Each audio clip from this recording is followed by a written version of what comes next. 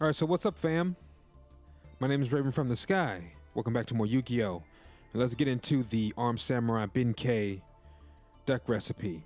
All right, so we're going to start with Iron Blacksmith Kotetsu. He is an absolute must to me.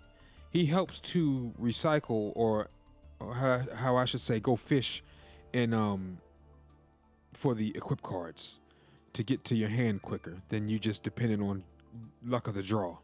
So he's a must. I know it'd be best if this was pure warriors to help with the immortal Bushi, but you just can't play. You have to play at least 2 of him. I'm playing 3, but I recommend running at least 2. That way you can get your equip cards efficiently. All right, Mystic Swordsman level 2. Him and or Sasuke Samurai's not necessarily a must, but when you beef up Mataza and Benkei, that's gonna force them to kind of turtle up. If you beef them up strong enough to where even a Blue Eyes can't stop them, and trust me, they can get that high with United We Stand, Mage Power, and A Forces. They can get up there. All right. Plus, they can attack twice. That's going to force your opponents to hurdle up, and basically, you can destroy face down cards with effect without even worrying about damage or them being flipped face up. You don't have to worry about flip effects. So, to me, he's a must as well. Sangan helps with the engine, helps with kind of like milling the deck, milling the monsters to get Marauding Captain or Benkei, Immortal, or Mataza to your hand quickly if you got like a dud hand. If you got a bunch of equip cards in your hand, you draw Sangan. Okay, set that. They run the Sangan. Boom. You search out Mataza or Benkei, or if you have another warrior in your hand, search out Marauding Captain, slap the United We Stand on him because he's going to. They can only attack him, and that didn't get into my thick skull until later on within the series. It was a video about 2-3 videos ago, maybe 4, where I equipped him and it forced him to have to run into Marauding Captain. And yeah, it's actually pretty good that way. I just kept thinking about Mataza and Benkei when I have really other really good cards that can be useful with equip cards on them. Any of them in the deck, really. Okay, so Marauding Captain, another must especially if you're running warriors in general. Basically, you can +1 and almost swarm the field turn 1 with him. Especially if you slap down another Command Knight. Well, Command Knight can't get attacked anyway if there's another warrior in the field. So that's a plus. Plus, she powers him up by 4, but definitely want to run Marauding Captain. I have him at 3. You can't go wrong with 3. All right, Mataza the Zapper, win condition along with Benkei. Matter of fact, I've won more with him than Armed Samurai Benkei, even though it's the Benkei quote unquote OTK, but I didn't name it OTK because I haven't OTK'd anyone.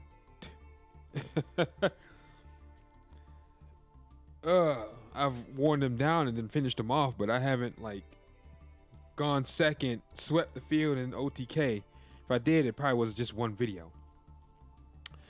But yeah, Mataza the Zapper, he can make a second attack each battle phase, and he can't switch. Now this deck is based off of GOAT format. Now there's quite a few GOAT format cards that would beat this deck up that are banned. Like Change Your Heart, Butterfly Dagger. I think Butterfly Dagger was what's the name's not banned though? Megamorph, Metamorph. Some GOAT cards aren't banned, but I just chose to omit them. Part of the reason I just thought of them now, I didn't think about Megamorph when I made the deck, but back then people would use it. But yeah, that's a win condition. Trust me. 3,800. You sweep the field. You got Unite We Stand, and you got Power of the Guardians, which pretty much makes them invincible unless they destroy Guardians. He can get up there like 3,000 plus with other warriors on the field, and he can attack twice. Game. Run 3 of him. Okay, 2 Immortal Bushis. I put him in because you can pretty much he's invincible pretty much unless he gets removed. And as long as there's another warrior in the graveyard, and another warrior doesn't have to be in the graveyard. It just can only be warriors typed in the graveyard. He can keep coming back. So I put him in there. But he's not a must. He's not a staple. Command Knight. Another staple, along with Marauding Captain. I feel like you should at least run at least one of her. She gives all warriors we control 400, and she can't be targeted for attacks if you control another monster. So she's pretty much she has decent defense, so she's pretty much protected if you have another beefed up warrior on the field, i.e. Marauding Captain, where you can beef him up to be the tank and he has to absorb all the attacks. If you can get him stronger enough. Alright, Exile Force. I swapped out Magician of Faith, but I was running Magician of Faith first to kind of get, like, with they harpies, I can get my, I can get Guardians back or something like that, but I wasn't really using her that much, consistently every single videos. And sometimes she would be in the graveyard, and that would screw up the engine with Immortal Bushi, and I wouldn't be able to bring him back. So I just took him out and just threw an Exile Force. Another GOAT format card that was heavily used back then. I don't think people really use it now, but trust me, really good. Not necessarily a must in this deck, but I do recommend it. You can tribute him to target one monster field, destroy that target. What people used to do back in the day, they would pair him up. They would Marauding Captain and Exile Force, and then use Exile Force to take out one of your cards. Like if you're sitting behind Summon Skull back then, you can easily take out Summon Skull, and then they could run right into you with Marauding Captain, put an equip card on him or something like that. Just to name a quick strategy, but he's pretty good. Him, DD Warrior Lady, DD Assailant, all those cards. DD Warrior Lady, self-explanatory. She's another good GOAT format card. I think DD Warrior Lady's GOAT format, or she might be GX, but I think she's GOATed. Banish it. They pretty much destroy themselves, but if you use them right, they're really good. All right, win condition, Armed Samurai Ben K. All right, for each equipped card, not only he gets beefed up, but he gains it. So if you have 3 equipped cards, he can attack 3 times. That's more than Matazai the Zapper. It's just that Matazai the Zapper starts with over 1,000, so it's easier to beef him up versus you starting way down at 500. And if you slap Guardians on him, he's going to be up to 1,000. Attack twice, he'll be up to about 15. That's still not good enough. He can still get ran over. But I don't know. That was just my thought process. I just favorite Matazai the Zapper. Maybe I should change the name to Matazai, but the deck name. But hey, that's pretty much the win condition. Matazai and Ben K. And you would either run Gravity Bind, or as you see down there, I got Level Limit. I just chose Level Limit. That's basically if you need to protect Matazai the Zapper and you want to really cripple your opponent. But hey, to each his own. I took Gravity Bind out and put in A Forces. All right, one Regeki, win condition, stable, absolutely stable. It's not a win condition, but it's a staple. All right, Swords of Revealing Light, Harpy's Feather Duster, staple. Traditional staples here. Monster Reborn. Another staple of a warrior deck, Reinforcements of the Army. That used to be, it's got restricted to 1 because warriors are so devastating, just like dragons. But that used to be at 2, I think. I think at 3 way back in the day. I could be wrong. It's been a while, and it has been restricted for a while. But I think I remember people running like 2 or 3 of those. Now I could be wrong, but I mean, there was a time when there wasn't really a ban list. That didn't get enforced to where these crazy strategies was like broken back in the day. I think Reinforcements was like at 2 or 3 at one point. All right, Acts of Despair, plus 1,000. Self-explanatory. United We Stand, that's a GOAT format card. That and Mage Power. Very good. It was ultra rare when it came out back in the day. People would put that on Jinzo and put Mage Power on Jinzo. Both of them. I remember when I was in a tournament, one dude put Mage Power and United We Stand on Jinzo, wiped me out. Nothing I could do. Mirror Force, bottom, there's nothing I can do because Jinzo was on the field. Jinzo was like insane back in GOAT format. Now, does anybody even use Jinzo anymore? But back then, I mean, to be able to, and that was before Royal Decree. Royal Decree came out after Jinzo. He was like the monster version of Royal Decree. Anyway, okay, so 800 attack and defense for each face-up monster you control. Like you can get Marauding Captain all the way up to 3,000 attack with just 3 monsters on the field. It's insane. Mage power, pretty much the same as Unite We Stand, just 300 attack and defense less, and it's for spell and traps. Each spell and trap you control, which is really good because you have a bunch of equip cards equipped to Benkei or Mataza.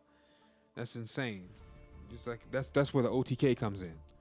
Big Bang Shot. Basically, I threw this in there because, again, like I said, it first forces people to play like a turtle, and they'll hurtle up, and they hide behind face down cards, or they'll sit there.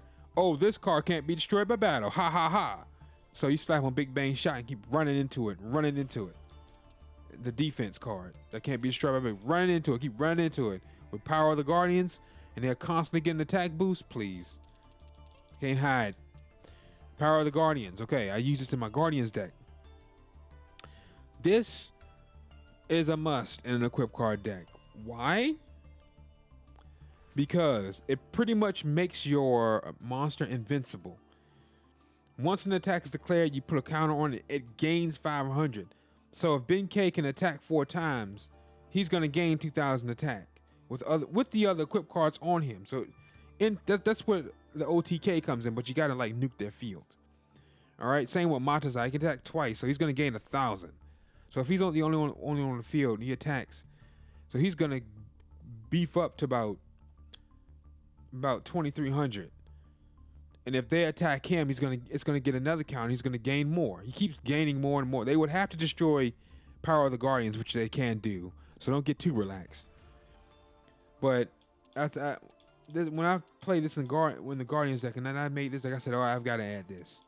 Obviously, this wasn't out in GOAT format, but I had to add this. This is a must. A Forces. I added this in the deck probably like midway through the series. This wasn't there first, I don't think. Unless I only had one, but that wasn't there first. I ended up adding that. Took out. What did I take out for that? I'm trying to think.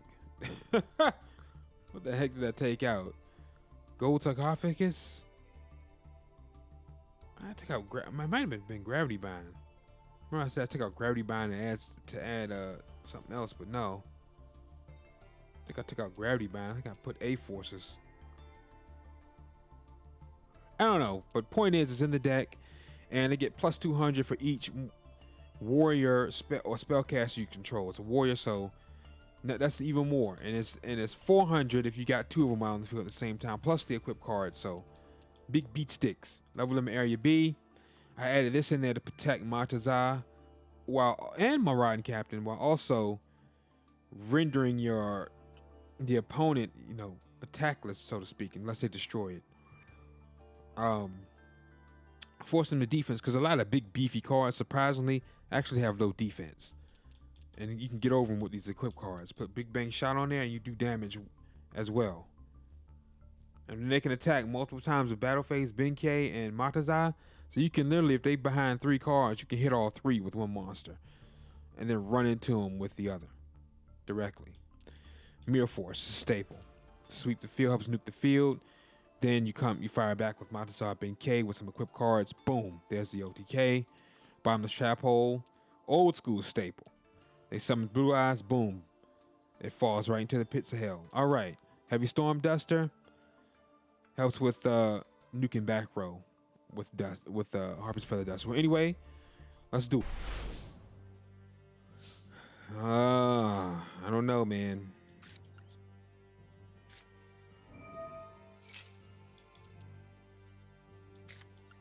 But I don't want to be wide open though.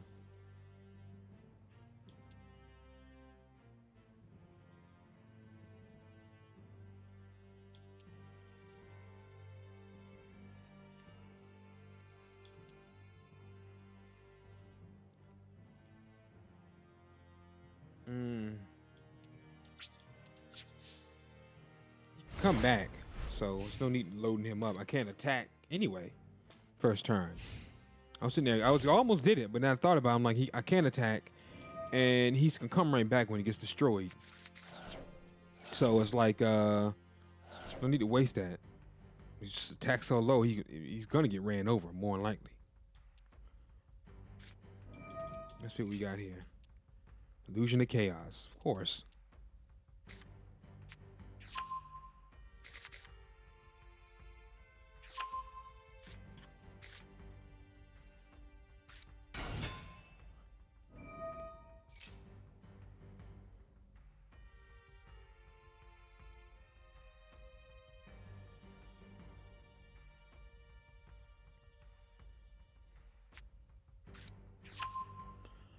Magician Salvation.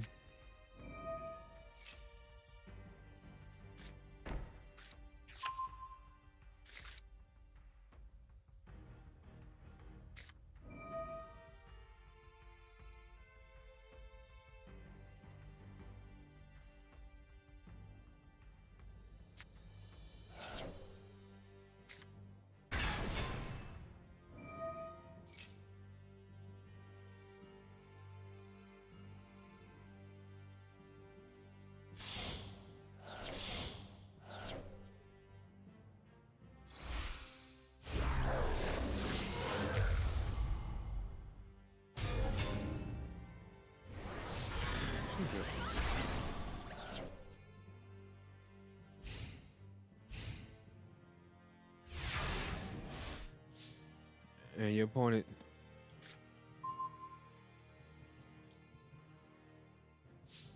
Oh, I gotta nuke that mofo. No, don't cancel. Yes.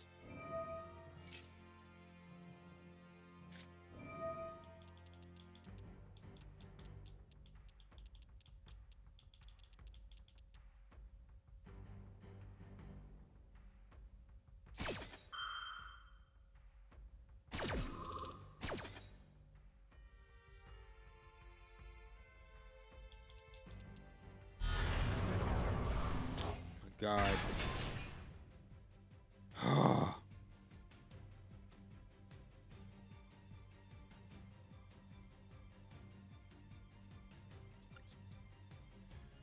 That's not enough. 18. That's not enough still.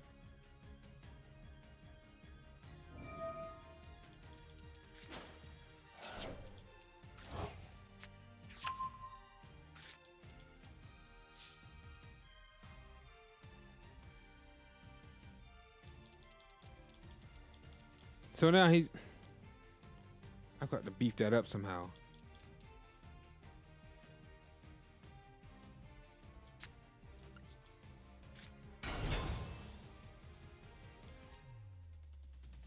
$24, $29. That's not.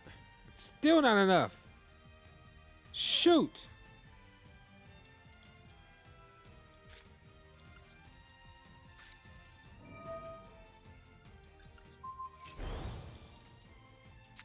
$24.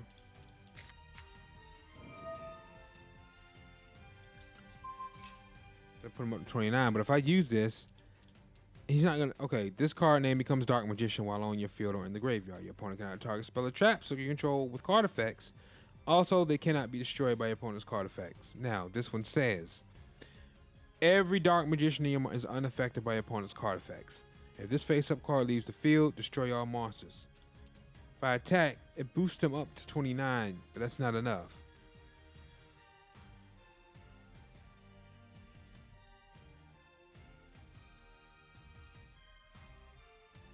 Shoot. And he bounced that flipping whatever, man. I would have hit Dark Magician. And that would have boosted him up 29. Then if he would have attacked with this, that would have put him over, and I would have ran over that. But he had to just bounce that darn Dark Magician back, didn't he?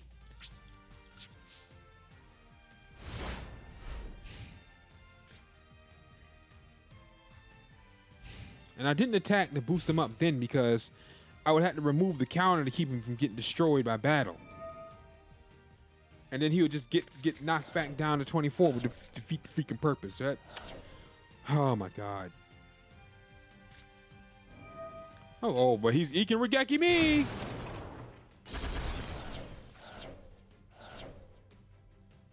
Whatever, man. I'm so over this now. Just spent like over 10 minutes going over the deck without even, man. Just hurry up and finish this. I'm not including another freaking duel in this one video. Just hurry up and finish it. It's got the darn field invincible. This is crazy, dude. The magician decks now are crazy. That's invincible. You have to be able to. You have to attack him. To be able to, you have to get rid of that. Then you'll be able to get rid of Eternal Soul. It's like both of those, he is literally invincible. That's 3,000. That's high. I mean, I can get over it, but I had to have enough equip cards, and I fell short only because he got rid of that dark. Oh, now you want to bring it back out. Now you want to bring it back out. I would have ran right over that, and he would have beefed up. But, you know, he had Regeki, so either way, I would have ended up back in the freaking... back in this predicament. Oh, look at that. An OTK. 5,000 plus 3,000. Just attack, dudes. Doing all this crap. Doing all this crap, man. Just attack. Why would you get rid of a 5,000 attack freaking Dark Magician? Who cares? Why bring out Master of Chaos with weaker attack? All he had to do was just finish it off. All he had to do. Oh, wow. I swear, people just want to show off. Well, anyway, guys, thanks for watching. My name is Raven from the Sky. If you enjoyed the episode, drop a like, subscribe to the channel, and see as you grow. Take care. Catch you guys in the next one. Peace out.